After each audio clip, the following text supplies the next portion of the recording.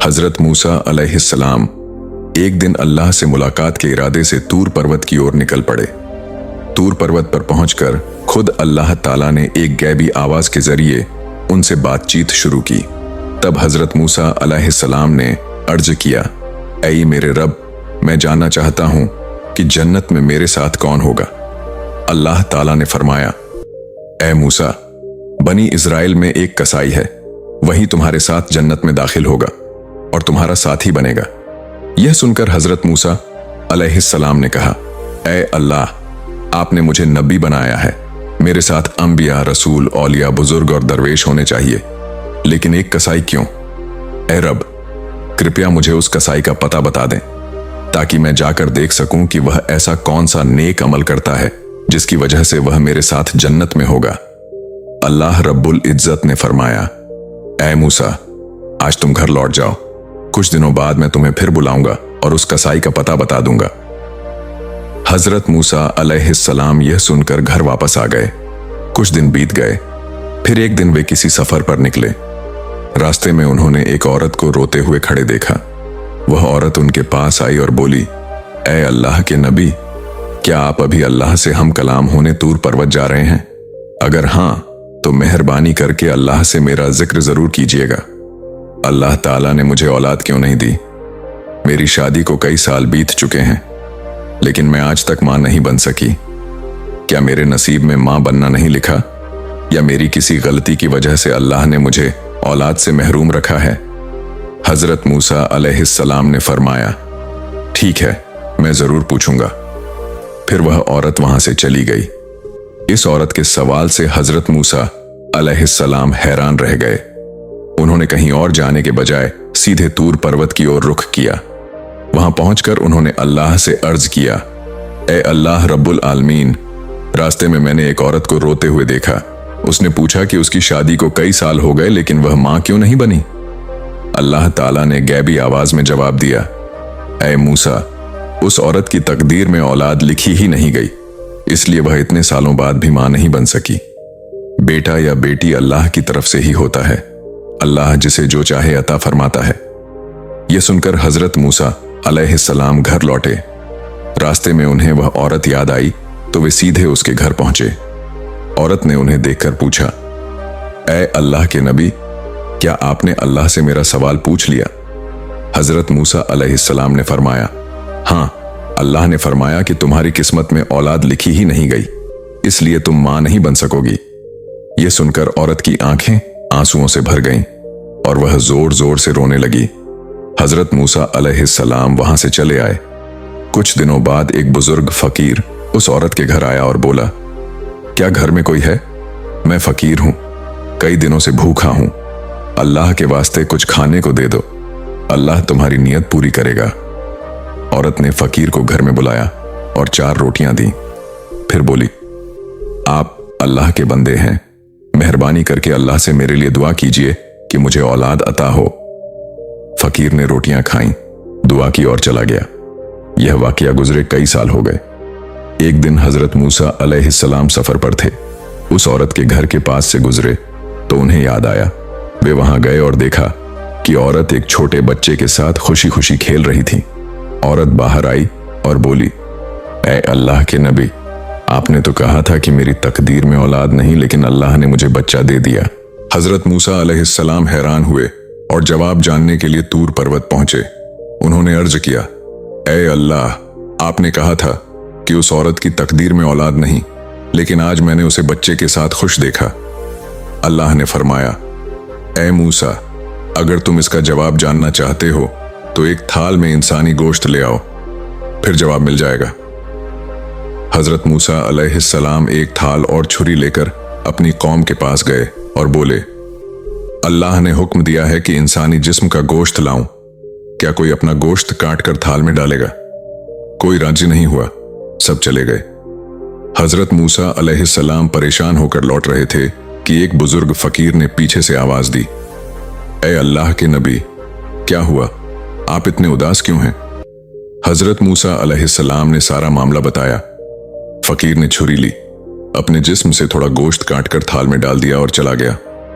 हजरत मूसा अलैहिस्सलाम उस गोश्त को लेकर तूर पर्वत पहुंचे और बोले, ए अल्लाह, मैं गोश्त ले आया। लेकिन सबने इनकार किया। सिर्फ एक फकीर ने अल्लाह का नाम सुनकर गोश्त काट दिया।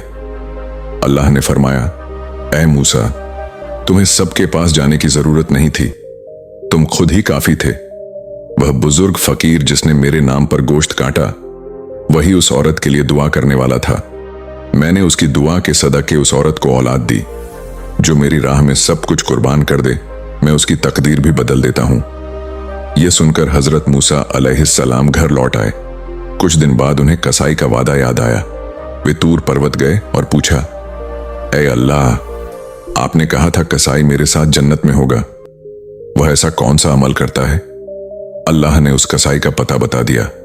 अगले दिन हजरत मूसा अलैहिस्सलाम मुसाफिर बनकर उसकी दुकान के पास खड़े हो गए। उन्होंने देखा कि कसाई अच्छा गोश्त अलग रखता है। शाम को वह गोश्त लेकर घर गया। हजरत मूसा अलैहिस्सलाम पीछे पीछे गए। अगले दिन वे फिर दुकान पर निगरानी करने लगे। एक खरीदार ने अच्छे गोश्त के लिए ज्यादा दाम दिए, लेकिन कसाई ने मना कर दिया कि यह घर ले जाना है। कसाई घर पहुंचा तो हजरत मूसा अलैहिस्सलाम ने मुसाफिर बनकर दस्तक दी। कसाई ने उन्हें मेहमान बनाया। अंदर जाकर कसाई ने रोटी और गोश्त तैयार किया। फिर एक टोकरी से बूढ़ी खातून को अदब से लाया और प्यार से खिलाया, जैसे मां बच्चे को खिलाती है। फिर कसाई हजरत मूसा अलैहिस्सलाम के पास खाना लेकर आया।